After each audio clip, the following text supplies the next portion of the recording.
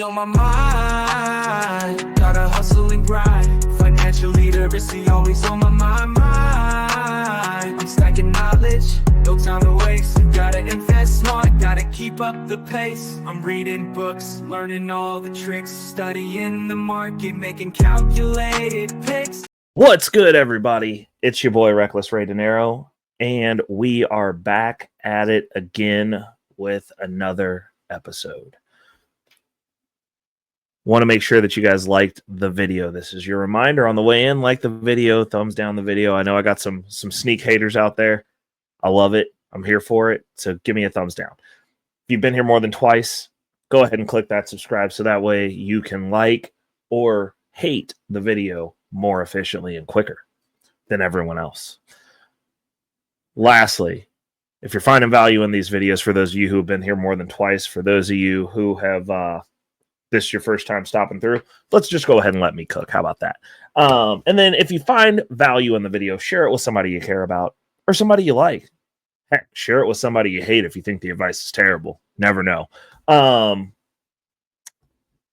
yeah, share the video. So we're going to jump into it. This is the last and as far as I can take you, because I don't like talking about stuff that I haven't experienced. So this is as high as we've been so far. I mean, I guess technically for the next metric, it's going to be $500,000, and I'm not there yet, so I can't talk about it. We're working though. It's on the goal list.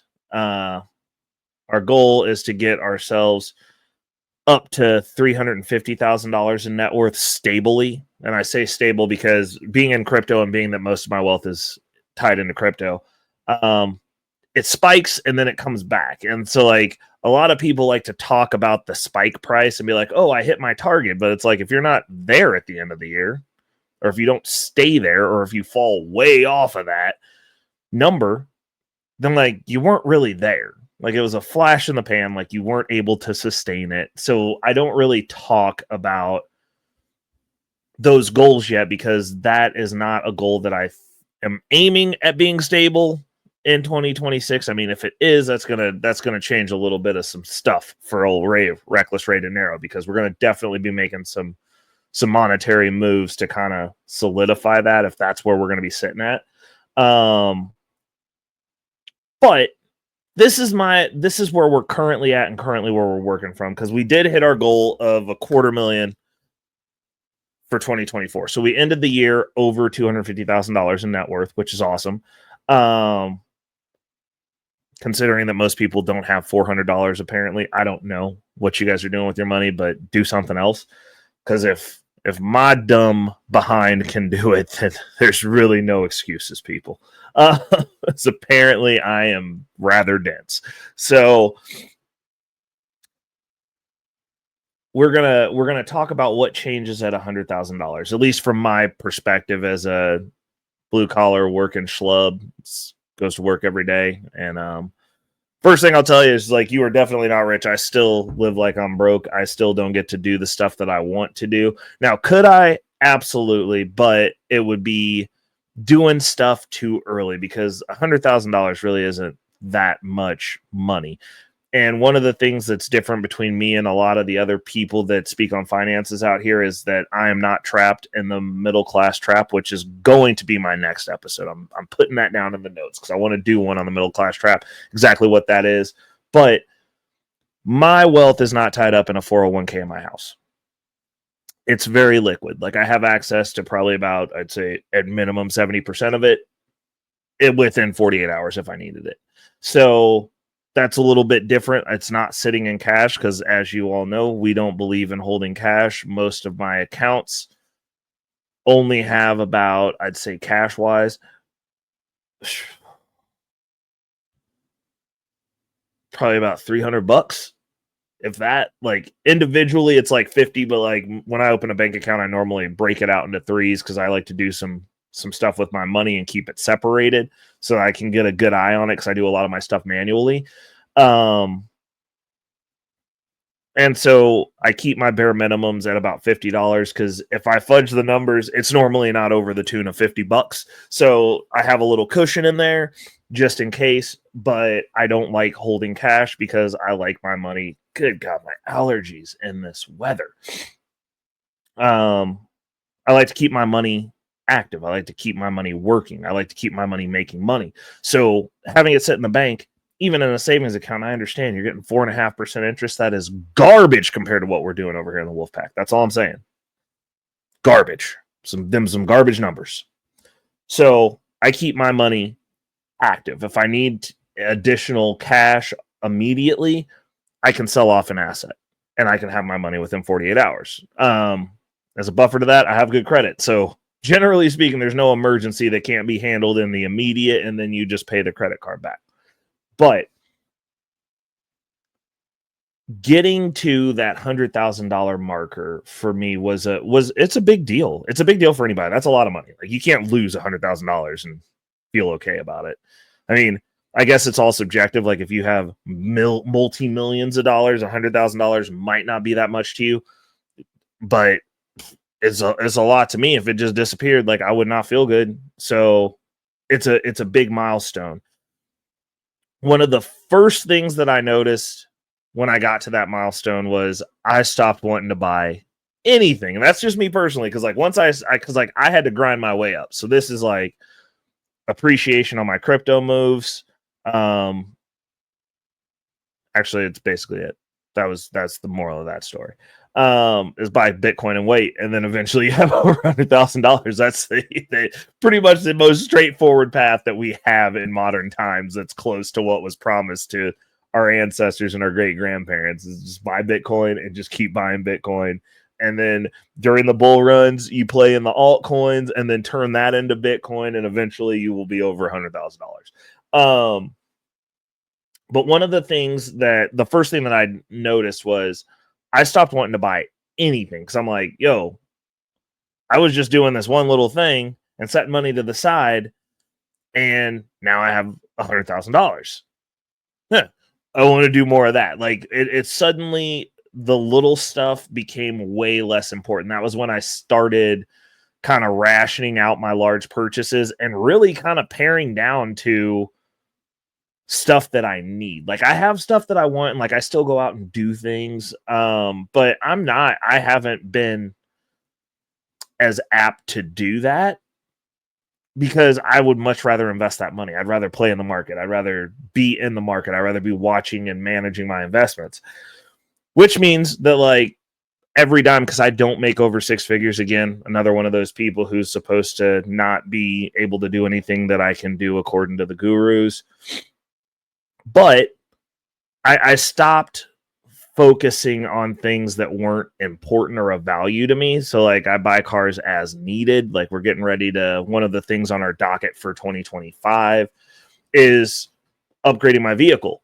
And I've had that vehicle. I've had it paid off for about 4 years. The reason we're getting rid of it, the head gasket blew. And like, once something major goes out on a car in that respect where I'm out of a car, I don't have faith in it. And like, I'm a big drive it till the wheels fall off person. But once the wheels start falling off, I'm like, yo, like, it's time to go ahead and get this out of here and get something else to replace it. So that's on the docket, but it's on the docket because it's a need based on me. I take road trips. I drive far. Like, I can't have something that I'm concerned isn't going to make the trip. So based on that standard, it's like, yo, head gasket blew while I was down with my surgery. The only reason didn't get replaced then was because I had the surgery bills, and it was going to be less expensive for me to just go ahead and take the hit, pay the $5,000, get the car repaired, get the head gasket replaced, and keep moving with it. Then it would have been for me to replace it at that point in time and acquired a long-term debt and a car payment that I wasn't going to be able to get paid off between 12 and 36 months, because that was not going to happen with the debt that I was carrying. And that's generally my range for a new vehicle. But with some of the stuff that we're doing now with the high yield income and our side hustle portfolio, we will be able to potentially facilitate a car payment and get that paid off even faster. Because like now I can attack things with two sources of income. Soon as taxes are done and we can actually start jumping knee deep back into knocking out this debt, as soon as that debt's paid off, the first thing we're doing is we're going to start setting some money aside. We're actually going to be supercharging our investment stuff, but I will be setting aside an income stream specific for the vehicle. Like that's what we're going to be doing, because that's the next large purchase that we're going to have, because we're not going to be running up credit card debt just to run up credit card debt. That's insane. But yeah, so like once we get this red zone debt, which is the debt that is currently accruing tons of interest, once that's done, we're gonna be moving on and then getting ready to get this car bought and paid for as quickly as possible.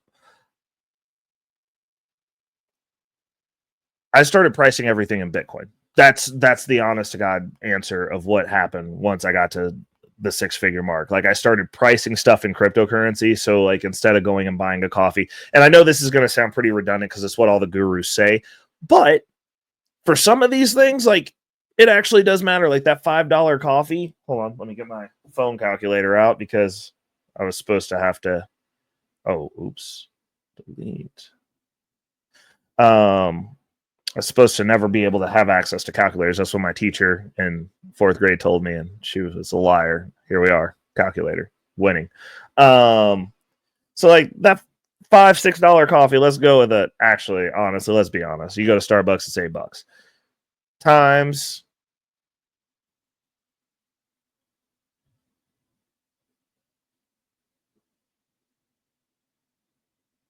$500%. So you say 5x. That's a $40 coffee. It just is what it is. Now, I'm not telling anybody to cut out stuff that they actually value, but stuff that I can actually make that's on par or I can make healthier, which obviously I'm in good shape. I take care of myself for the most part. I'd rather do myself. So the coffee came off the docket. Like I like making my coffee. It's good for me. It's healthy. I get my MCTs. It makes my brain work better. It's the way that I like it every morning. And that's $8, which 5x, which is something that's normal in the cryptocurrency space, 500%, is $40. Like I don't want to pay $40 for coffee. I would rather have the $40. Now, if you extrapolate that out and you get coffee every day, if you have your coffee, you get your Starbies throughout the work week, that's $40 times 5. $200 that I could potentially have. So opportunity cost actually kicks in at $100,000, because at $100,000, I always give the really lame duck scenario of making 10%, which is good. Some of our portfolios are underperforming right now. We are in the hole on those positions, but we're not in the hole on the holdings, the whole collective. We're in the hole on pieces. My long-term holds are way up. Now, $100,000, you get 10%. Oh, gee, come on now. That's $10,000 gain. Now, $10,000 is a lot of money. That's our opportunity fund, at least my opportunity fund right now. I'm constantly in a game of saving up $10,000. Now, we're a little bit behind on that because we have all of it deployed, so we've got to get this debt paid down, and then we're back in the game. But that's an opportunity fund. Now, for me, being in the Bitcoin space, my average on just buying and holding Bitcoin, my average is somewhere around 60% a year. So you take that $100,000 times 0.6. That's $60,000 a year that money makes in appreciation. All I got to do is not spend it.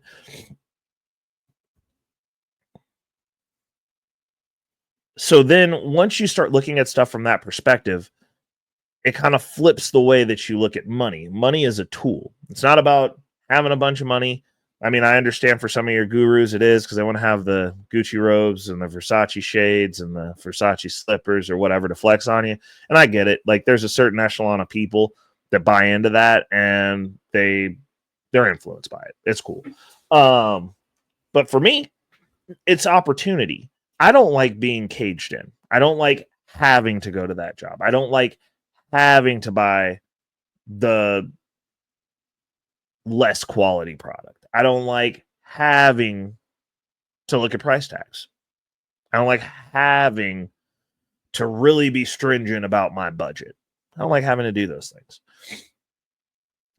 And so what we're building is a platform for myself. I don't like having to rely on people. I wouldn't want, and I don't have to now, but I wouldn't want to have to be in a relationship because I can't pay my rent.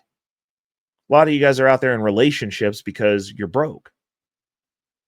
And you're with someone because you need a place to stay. And you can't pay the rent by yourself because you don't make enough money. You don't have enough money. You don't generate enough income. So now you're put in this position to where you're relying on this other person. Now, what if that other person gets sick of you? Then where are you at? It's a terrible place to be. It sounds very stressful, especially if that's not somebody that you're like really A1 day one, like that's your person. That's who you want to be with anyway. You just out here needing a roommate and now you're in a relationship. I don't like having to worry about the place that I'm living, the landlord deciding to jack up the rent. I don't like having to be in those positions. The ability to not be in those positions is directly tied to money and wealth. If you are wealthy, you're the one who dictates some of those positions. You can choose to buy a home. You can choose to be in control of where you live. You can choose to be able to be in a position where if the rent does go up, it's an inconvenience. It's not I have to move scenario. You are inconvenienced for a little while. You can choose to not go with that place that you're living and go find another place that you're living. You can choose to speak with your money. You let your dollars speak for you. You can choose to go on vacations when you want. There's a lot of choices that come, and a lot of those things are money related. Like they just are. Like everything we do costs money, pretty much, unless you're homeless. Like then you're completely free. You're out of the system. But a lot of people don't want to live outside, and they don't want to live with the harshities of living outside. It just is what it is. So we got to have money. Now, the law of large numbers, you start seeing it at $100,000. Because even if you have a terrible year and only do 5%, that's $5,000 that you're adding to that pile. You start seeing the money grow. You start noticing it. When things move, when the market moves, either way, it's one of the things that you get inoculated to if you're in crypto long enough, is those swings are hefty. You see thousands of dollars leaving in net worth of loss when the market goes down. Thousands of dollars on the upside when it goes up. You start doing things, and then over the course of a month, next thing you know, you're worth $15,000 more than what you were. It's a really interesting scenario, but it also, and I got the taste for it when I got to $10,000, to be honest. But at $100,000, you start really feeling it. There's a certain level of confidence. There's a certain level of security that, hey, oh, reckless rate and arrow, you got $30,000 in debt. I'm like, yeah, but I'm worth $250,000. Like I could swat that out and I'm still worth over $200,000. Actually, correction. That's factoring in I'm worth over $250,000, including taking the debt out, because obviously when we do our analysis at the end of the month, you got to pull the debt out for your net worth. So even then, I mean, if I chose to pay it all in one swoop, and I'm not going to say that that's completely off the table. I do like doing the Debt Crusher episodes because it shows how you can manage it without doing that. But I could. And I'm not saying that there's not a possibility that I won't once we get down under 10,000, because like once we get from 30 to under 10, you've seen the process. You will know it works. All we'll be doing there is just kind of ego stroking and taking longer to get my car, to be honest. And I mean, depending on what the portfolio is doing, and if we're in an up market and things are going well, Depending on where the market's at, once we get down to that point, like, we might do it. But I want to show you that the debt can be managed. You can continue to invest. You do not have to stop everything that you're doing and blow the opportunity costs on the upside of all the investments or the income you could be generating if you start setting up that income machine that can feed you so that you don't have to eat your assets to leave the workforce indefinitely and just hope that your assets don't run out. That you can, there's another way to do this. Finance goes a bunch of different ways. And for those of you that are on this wavelength, those of you that are aligned with the wolf pack, and even those of you that aren't, you'll at least get to see a different option at what you can do. But that law of large numbers, being able to do your net worth at the end of the month, and like, if you're not tracking your net worth monthly, you should be, because if you're not tracking it, it's probably not going up. Or you're in such a bad scenario that you don't want to see what's going on, because that'll also make you start trimming the fat and looking at what you're doing. It's kind of like weighing yourself. If you're getting big, that scale's going to tell you. And people who don't track these things, is the reason I weigh myself once a week. I do my finances once a month, but I'm tracking them throughout the month, and I'm constantly looking at my portfolios. Like, I'm one of those people.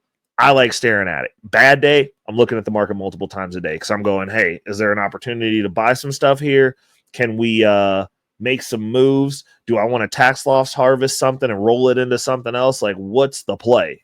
There's always money to be made. So I'm always looking at those stuff. I'm looking at my crypto all day. I'm looking at my stock brokerage all day. I'm looking at my income portfolio all day. So I got stuff sitting in there that's up 80%, and I got a little bit of money to throw around, and I don't know what I want to do with it yet. I'm trying to figure that out. Like, what's the next play off this? And a lot of people, like, if you're not tracking it, it's probably because it's not getting better. But once you start getting to some of these numbers, once you get to that, if you're at zero and your bank account's overdrawn, once you get to $100, you can celebrate. There's something that you made an accomplishment. Once you get to $10,000, once you get to $1,000, you start hitting these milestones, and then, like, the momentum starts picking up. You'll start becoming motivated to just watch your money make money. That is a fun game to play. And from my personal experience, hitting that 100,000 marker has been the most fun. It's a little bit more stressful, absolutely, because you have to see larger numbers. You got to look at your account and be like, oh, we're down $8,000 today. Then you look at some days and you're like, oh, we're up $20,000 today. You start doing your net worth. From January 1st to the end of the month of January to February 1st, my net worth went up $15,000. Awesome. February, we're looking at running those numbers up as well, because we're constantly investing. That's the reason my investment percentage is what it is. Because once you start getting to $100,000 range, then you start getting these portfolios, because you guys look at my traditional finance portfolio right now, we've got $30,000 in there. We're over the $30,000 mark. It's normally sitting around 35. It floats between 33 and 35 right now. And as we build it up and as the market turns back positive, you aren't going to win all the time. But as we turn back positive, we have income coming in off those portfolios. Our long-term holdings portfolio is growing. We're about $3,500 off of $10,000 in that portfolio. And like, that game just recycles for me. As we hit that $10,000 in the long-term holdings, I'm going to get excited. That's going to be a different metric. The numbers are going to start changing different. As stuff goes up, it's going to start moving different. I'm excited about it. As we're making these moves, as you start hitting these milestones, it starts affecting you. It's like you start playing the game. And like, once you're in the game, it is fun. I'm constantly looking for different ways to play the game. Like, we're looking at, following the lead of some of the OGs on the options. Like, shout outs to Wall Street Trapper. Like, we're looking at that. Why would I not look at that at this point? Obviously, I got to set aside a certain amount of money to start doing that for him to start. to be able to go in there and be able to throw around and get in some of those contracts that he's talking about. But we setting the money aside. It might take a little bit because I'm focused on my game, but like throwing a little bit of money over there and waiting and setting out those portfolios so that way they can grow while we're waiting. I'm all about it. I'm definitely here for it. And I'm excited about those prospects. But the thing that we're really working towards is getting to a space where we are work optional and can leave the workforce and go start doing some stuff that I want to do. That's exciting to me. And I wouldn't necessarily say that I'm in alignment with the FIRE movement because I don't want to retire and do nothing. I'm going to go find something to do. I might continue doing what I'm currently doing, but I'm going to be traveling more. I'm going to factor in as part of my strategy at that point being out of the country. And while it will cost to obviously book those long distance flights to get to where I'm going, the cost of living in those places, if I'm going to stay somewhere for a month, 2 or 3, I'll recoup that because you're only paying for that initial flight and then everything else gets way less expensive and you still got dividend income coming in. So I don't have to touch any of my principal. These are things that you start planning at 100,000. I mean, that I started planning at $100,000. I was like, well, what do I want to actually want my lifestyle to look like? Do I want to save all my money in a 401k or a Roth, or do I want to leave the workforce early? Because then those tools are not as beneficial to me. Something to think on. How do you want to play these games? Something else to think on.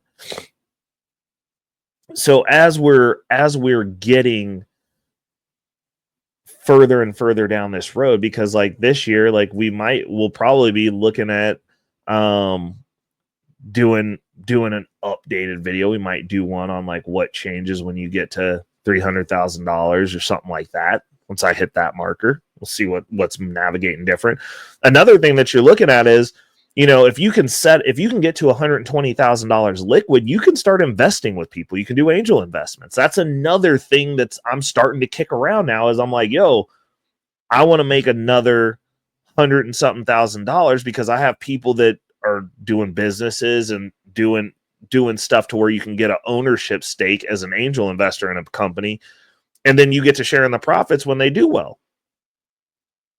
That's another thing that is an opportunity once you, because like I said with the $10,000, once you know how to make $10,000, you know how to make $10,000. I know how to get to $100,000. I know what I need to do. If I needed to do it again from scratch, I could do it again from scratch because I'm here. I'm past that now. So I know how to get back to it. But there's investments that started around $100,000 that you don't have access to at 10. You don't have access to a 50. Like and I mean, no, like the one, like specifically, like I'm looking at my target is 120 because I heard that number thrown out. But that's going to be my next target is to get another 100 that's set aside. That's not going to be tied to crypto. That's not going to be like, it'll be off my income portfolio. Like once we're churning out income, I'm going to start directing that towards going, hey, like moving down the road, like, are there any investment opportunities that I should be looking at? And I'll be going through my network because I know people who build businesses that I can throw some money in on and get in one of those positions. Because, you know, like if you got somebody who's got the mind for it, it's not necessarily that you have to build everything yourself. You can team up with people that are building things and share in the profits of that. And that's also something that I'm going to be looking at doing because, I mean, at that point, like you can start getting income generation, an additional stream of income specifically from that. So that's kind of my take on it, on what changed for me at $100,000. And again, like I said, like it's not one of those you've arrived. It's you get to play the game at a higher level. That's like a level unlock. And I think it's an important one. Like it's important that you're capable of looking in there and being like, yo, like I get to open up my ledger I look at 6 figures there. Oh, I get to look at these other portfolios that are growing. I get to look at, 35 grand there, and I'm okay with it. I'm not trying to go buy stuff. I'm not going, oh, well, like this thing came up. Let me go cash that out, because there's more income coming in. And it's the way that you layer it. And so I try to keep everything to where the stuff that I'm managing comes out of my income pools. My secondary job right now, which is generating over $2,000 a month, like we're set at $2,000 a month. We've had better months, but $2,000 a month, we're over $2,000. We're breaking $2,000 every month right now, which is great. And it's climbing. I'm going, hey, like, once we get through this tax season, I can look at that and go, okay, cool. Well, now we have X amount coming in, and we should be sitting at a better spot once we get through this tax season, once the crypto market starts running back up, because all my portfolios right now are heavily tied to crypto. And as soon as I get through my couple more positions, and I'm hoping we're going to hit one, like we're close on one. So my goal was, I was hoping that we were going to have enough income coming in to fill out 2 more positions. But right now, we're at minimum hitting the 1. And so we've got our secondary position. We're almost there. We got 30 more shares to get to, and then that one's ready to release into the wild. And then we can actually start getting a little bit more productive on our wheel method. Because then we'll be feeding one into the other. Second position will be feeding the third position. Like we're gonna start doing this a little bit more efficiently. And it's all good stuff. And then once we're done with taxes, all that income gets shifted back over, and we can focus on getting back to filling out the positions that we need to keep us going, and getting the debt cleared so that we can get the car. like so I get this new vehicle. It was like I'm kind of chomping at the bit for it. It keeps snowing, and the new vehicle's gonna at minimum gonna have all-wheel drive, and I'm excited about it. Like I'm ready to have all the wheels drive. Like it snows here, we get ice storms. And like, I don't want to drive during an ice storm, period. That's not the reason you want all-wheel drive, because if all the wheels are slipping, you still don't drive nowhere and you slide into places that aren't parking spots. But I'm kind of over winter and not being able to get around the way that I want. So that's on the docket. And, these are things to be excited about. I have the tools in place. It's just a matter of patience and timing. I'm also excited about getting to work optional / not having to work. And the goal being, one of my goals is pushing as hard as I can to potentially get to work optional this year. Because if I can do it this year, if I can get to work optional this year and clear out all my debt, then I'm going into turtle mode, and we're going to just be dumping whole checks into my brokerage account, and we'll be living off dividends, and I'll be able to test it while I still have a job, while building up that dividend pool. And, probably another 12 months post work optional, and I shouldn't probably have to be there anymore, depending on like what we got going on. Now, it's about moving forward, and we are definitely moving forward. I'm really happy with the performance of the portfolio, even though it's down. I mean, I'm down being total return. I'm up 23%. But also crypto's down. So my crypto portfolio is down. So everything's down right now. And like once we get this next leg up, all those problems are going to go away. And then we're going to be up, and I'm going to be beating my chest, and the money's going to be good, because obviously call options, as numbers run up, it gets better. But we're going to be, after this dividend payout, which is coming up tomorrow, going into Bag Fortification Friday, I will have my 10 shares of MicroStrategy, and then we're going to be retooling our MicroStrategy play, because MicroStrategy done released more weapons to us. So we're going to be shifting some stuff around in our long-term holdings and the way that we're going to be saving. So we've got a bunch of different tools at our disposal now, and I'm excited about it. So we'll be talking about that with the portfolio update for next month. Actually, we might drop it in one of these future financial strategy episodes because it is a strategy. So we're going to be updating my strategy. If you haven't liked the video yet, please like the video. I need the feedback. I need the attention. Also, if you've been here more than twice and you've been here for the whole episode more than twice, definitely hit that subscribe button because we'll be dropping gems. Also, share this because if you made it this far, then you decided whether you like my ranty style, the way that I present things, the random pauses as I collect my brain because these are done in the evening after about 10 to 12 hours of work. So I'm a little bit on the slow side, but this is when you get good. You talk when you're tired. So share this with somebody you care about. Share this with somebody who likes money. We love talking about money over here. Also, tap in with me down in the comments and let me know where you're at on your financial journey. What metric are you at? If you're starting from scratch, have you hit your $100 yet? Because we need to celebrate that. If you've hit your $100, have you hit your $1,000 yet? Because we need to celebrate that too. And I want to celebrate with you down in the comments. Have you hit your $10,000? Have you hit your $100,000?